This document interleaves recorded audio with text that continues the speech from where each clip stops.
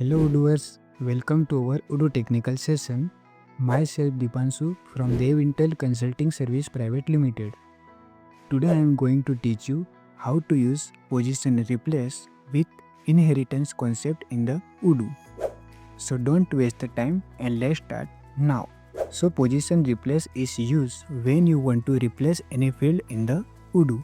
Below is the syntax of position replace. In the XPath expression, you have to write the path of field which you want to replace. Into the position attribute, you have to write replace and then add new field.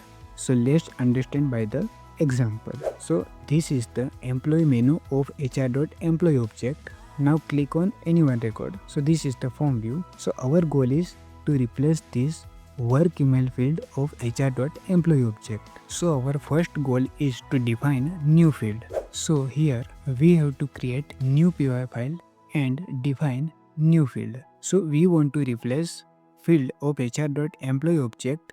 So we have to write underscore inherit is equal to HR.employee. Here I define new field place. This is the character field and give string employees place. So now we have to put this field into the form view of HR.employee. So for that we have to create new XML file. So here you can see I create new XML file, I create new record and I write unique ID inheritance underscore HR underscore employee. Then in the model we have to write ir.ui.view. Then I write a unique name.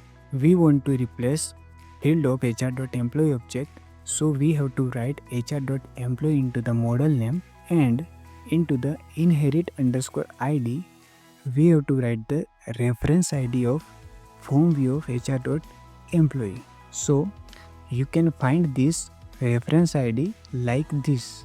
First you have to go into your browser, then click on any one record, then activate the developer mode by writing $debug is equal to 1. Here you can see I activate the developer mode.